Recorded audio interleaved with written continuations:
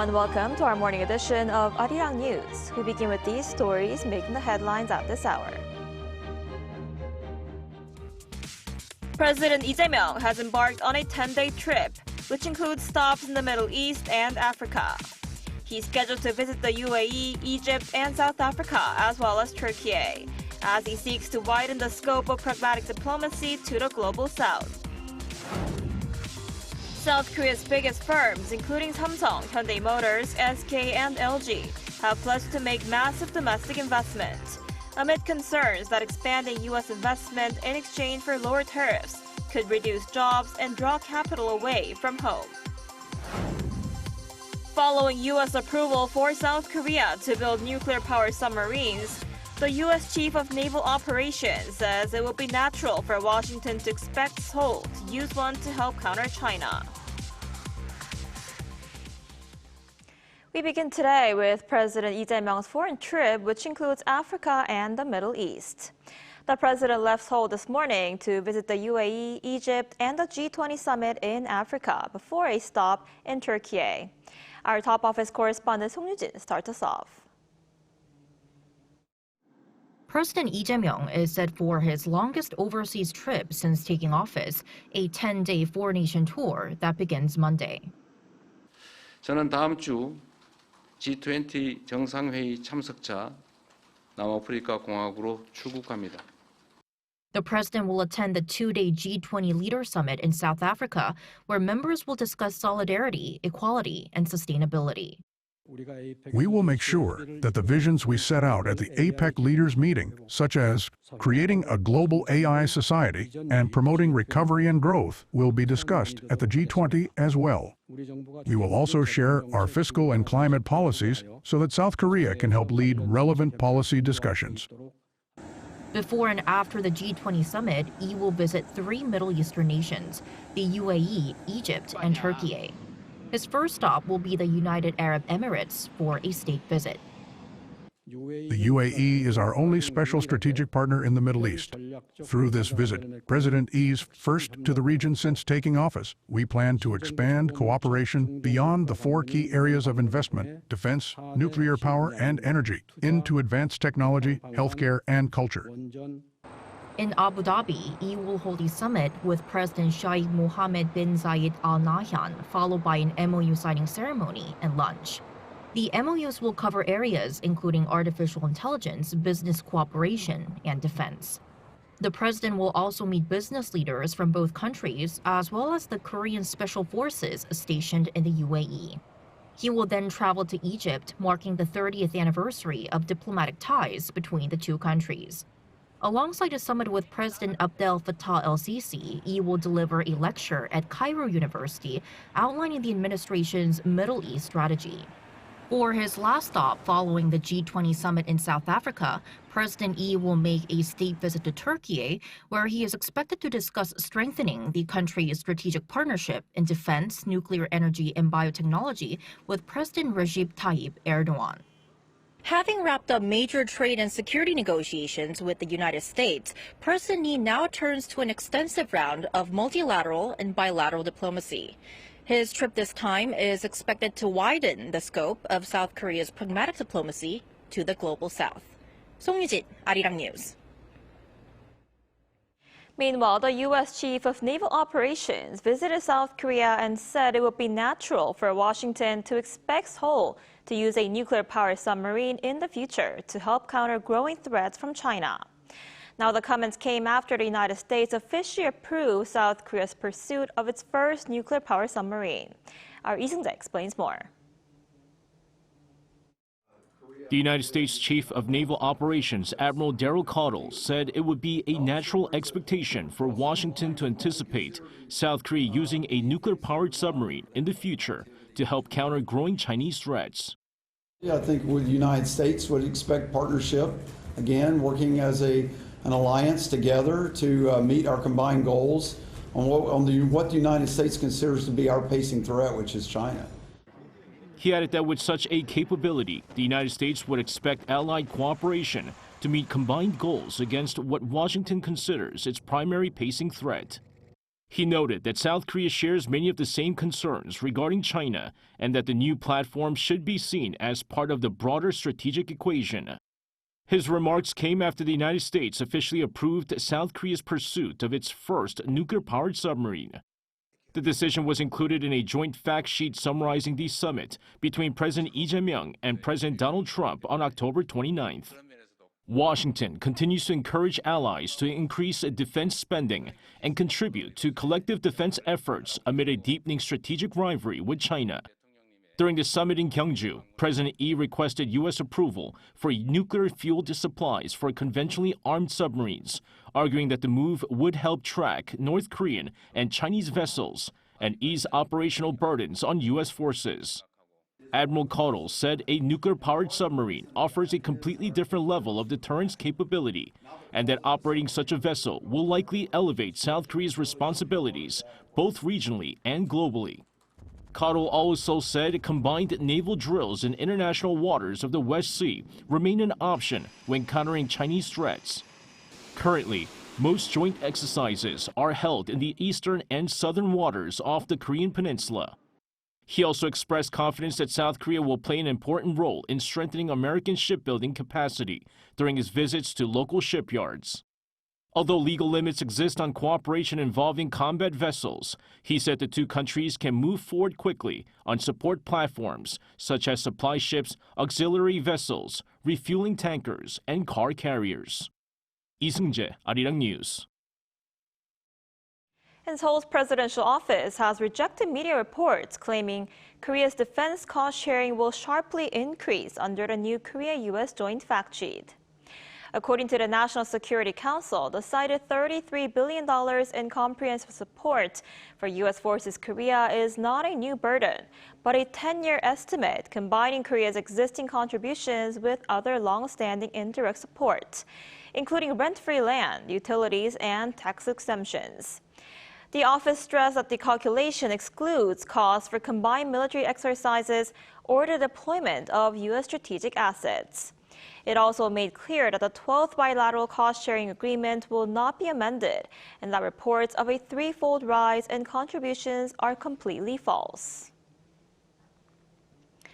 So after a long delay, South Korea and the United States have finally released a joint fact sheet covering key details of economic and security issues. For more on this, we're joined today by Christopher Gotting, Professor of Political Science at Kookmin University. Professor Gotting, thanks for coming in today. Good morning. So we finally have the details of the joint fact sheet, right? What's your overall assessment of the paper? There was a lot left to be discussed because the way things happen with President Trump is that basically he likes to announce big, shiny numbers on TV, and then generally details are left to be discussed later. So what we can see for now is that many of these technicalities have been addressed. And namely, as we saw in your previous report, Korean corporations are to invest hundreds of billions of dollars in America. So for now, what we can say is that Korean investments in America are to increase sharply. And at the same time, what we can also see is that Korean tariffs to America have also been significantly decreased. From 25 to 15%. So it seems that for the moment, both parties, America and Korea alike, have come to some sort of agreement. Right. And on security issues, the fact sheet now formalizes Washington's approval for South Korea's plan to build nuclear-powered submarines, but some say there are still issues left to be discussed because it's unclear where the submarine will actually be built. What's your take on this? It is most unclear because on the one hand, a few days ago, President Trump declared that it should be built in America, and National Security Advisor Ri Song-lak said the exact opposite, that major components will be first built in Korea and then assembled we don't know where. What is interesting here is that this nuclear-powered submarine issue is typical of the difficulties Korea and America are facing here, because Korea has been putting a lot of money on the table. But in fact, the bottom line here is not only the money. The bottom line is where this money is actually to be invested. Because if, of course, these components are to be built in Korea, this will mean jobs for Korea. And the same, of course, if they go to America. And the issue is that in America, the industrial infrastructure is so deeply damaged that I do not see how realistically all of this could be happening in America in a near future. So long story short here, the problem is that Trump needs these billions to be invested in America, but also in American factories. And America, for the moment, is not in capacity to actually deliver. So for the moment, I think things are on a standstill, unfortunately, and contradictory statements are still to be released in the next days, I'm afraid. I see. And what about the issue of changes of the role of, or the cost regarding the U.S. forces Korea? The presidential office rejected media reports, saying Korea's share of defense costs is set to increase. What's your take on this? Well, the thing is that Korea has already been agreed to send a lot of money to America, because for the moment, what's been agreed on is a trade-off. Basically, Korea agreed to invest hundreds of billions, literally, in America in exchange for lifting, for lifting, so these tariffs from 25 to 15%. So the Lee administration, from their point of view, thinks that so far so good, Korea has been delivering everything that could be reasonably expected. But that's not the way the Trump administration sees it, because right now, from Trump's point of view, diplomacy is all about business. And he's determined to get all of his so-called allies, Japan, Korea, the EU alike, he's determined to get them to pay as much as possible for their own defense. So the problem now is that here, I think that the more you give Trump, the more he will require from you. And this escalation, I do not see how we could stop it realistically. So for the moment, unfortunately, talks are to continue. And with Trump, there is no agreement you can call definitive. That's the issue here. I see. And while that's happening, President Lee Jae-myung is now set for his first visit to the Middle East.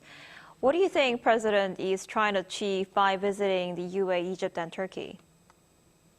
In fact, what President Lee is trying to achieve here is alternate routes to diplomacy.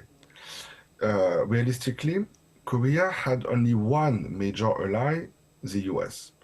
And this ally, to put it mildly, is not as reliable as they used to be a few years and even a few months ago. So what Korea is trying to do now under President Lee's administration is trying to find new allies, not for multilateral, as in the past, but bilateral agreements, state by state.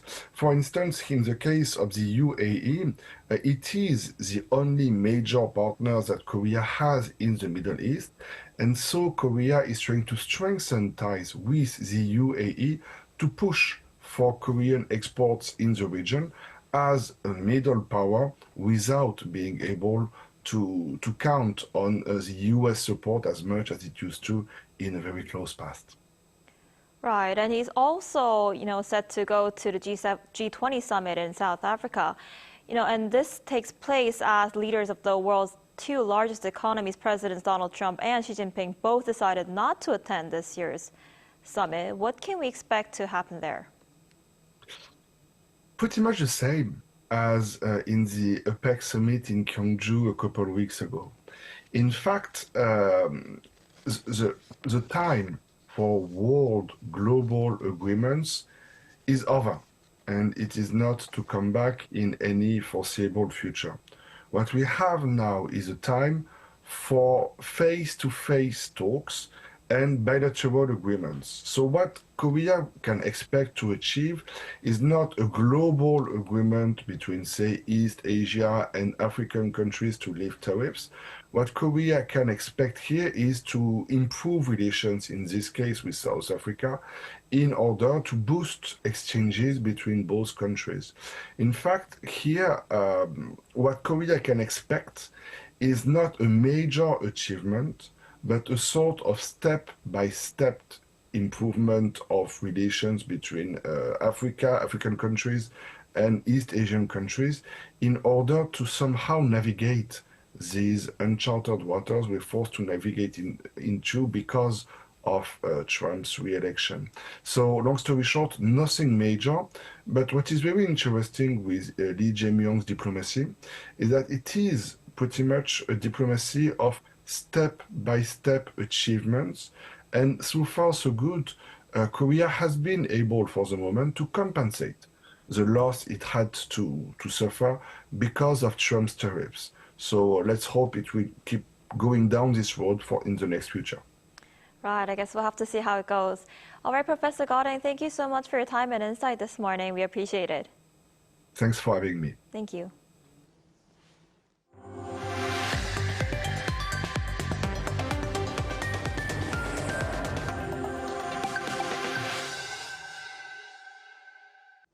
As the nation's biggest corporate players prepare to invest billions into the United States, a crucial part of concluding bilateral tariff negotiations, the companies have now unveiled multi-billion-dollar plans to create new factories and jobs here in South Korea. Our Oh Soo-young has the details. South Korea's largest conglomerates are pledging tens of billions of dollars for domestic factories, advanced technology and new jobs, as concerns rise that expanding US operations could draw capital away from home. Samsung on Sunday unveiled an investment plan worth 450 trillion won, which is around $310 billion over 5 years for semiconductors, AI computing, displays and advanced batteries.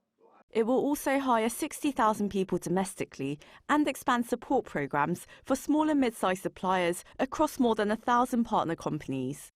Hyundai Motor Group announced its largest ever domestic plan, committing 125.2 trillion won, or around $86.5 billion, through 2030. This includes roughly $17.2 billion a year for AI, robotics, EVs and hydrogen systems.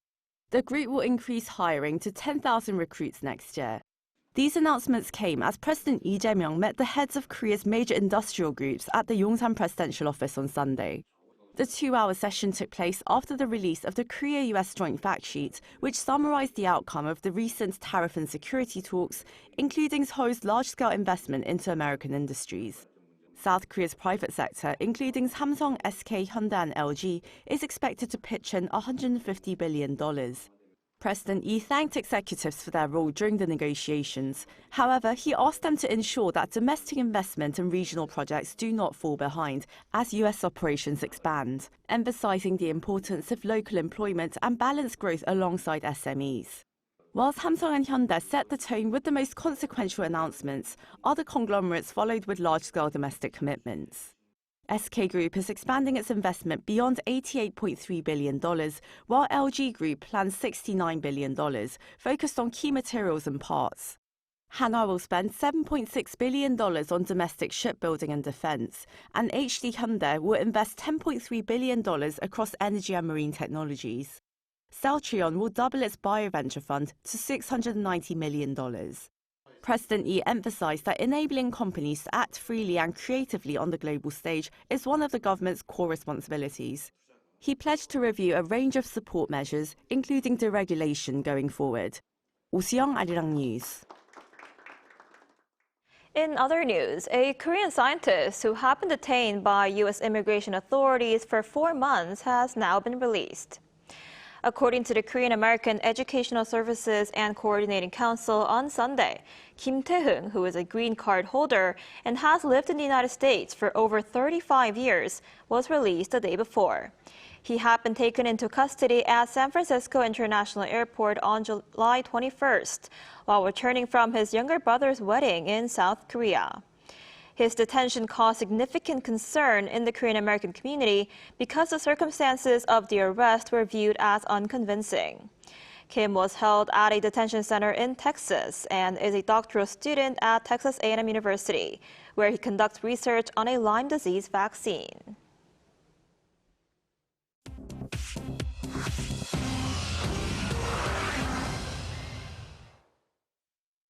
Good morning, I'm Chu Ji-hyun, and this is The World Now. Chileans are voting today for a new president and parliament in an election focused heavily on organized crime and immigration. This is the first of two expected rounds, with no presidential contender projected to reach the 50% needed to avoid a 14th of December runoff. Voters face sharply different options: Communist Party member and former Minister Janet Jara and conservative Jose Antonio Cost, among several right-wing challengers. For the first time in Chile's history, voting is mandatory for all eligible citizens, with millions of newly registered voters and fines for those who abstain. Preliminary vote counting results are scheduled to be announced at 8 p.m. local time on Sunday. Thousands of Mexicans protested on Saturday against the drug-related violence that claims tens of thousands of lives each year. In Mexico City, a peaceful march turned violent when some protesters threw rocks at riot police. Authorities report about 100 officers were injured and 40 were taken to hospital, with around 20 protesters also hurt. Clashes also erupted in Guadalajara, where 47 people were detained and several more were injured, demanding stronger security, pointing to the recent killing of a local mayor who had fought drug gangs. Mexico's president condemned the violence. In the U.S., a major feud inside the Republican Party is escalating as Congresswoman Marjorie Taylor Greene and President Donald Trump break publicly. Greene says Trump's recent attacks, calling her a, quote, traitor, are putting her safety at risk. She told CNN on Sunday that she still supports Trump, but disagrees with his reluctance to release all federal files linked to Jeffrey Epstein. The relationship has deteriorated in recent weeks over Trump's focus on foreign policy and Greene's push for full release of Epstein files. The House is expected to vote this week on a bill that would force the Justice Department to release all unclassified Epstein records. The Vatican hosted several Hollywood figures on Saturday as Pope Leo met a group of actors and directors, including Cate Blanchett and Spike Lee. The event at Pope's Apostolic Palace aimed to deepen the church's dialogue with cinema and highlight the role of artistic creativity in promoting human values. The audience is also part of the Catholic Church's wider cultural program during its Holy Year.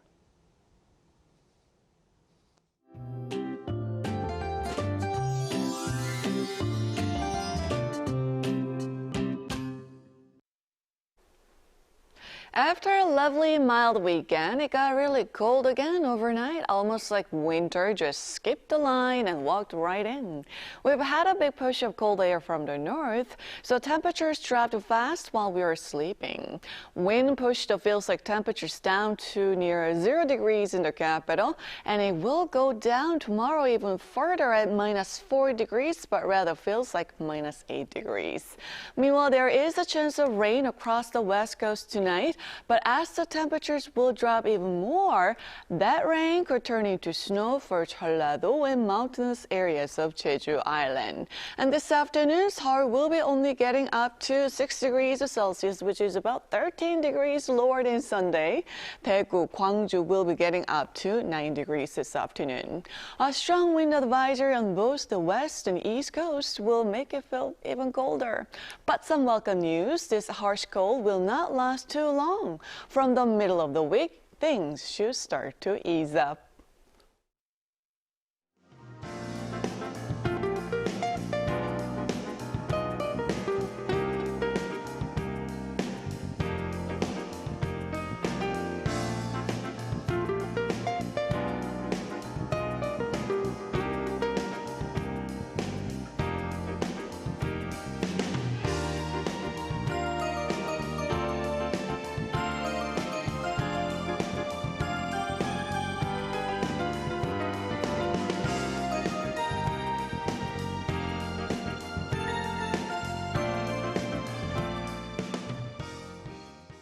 That's all we have for this morning. We'll be back at noon Korea time. Thanks for watching.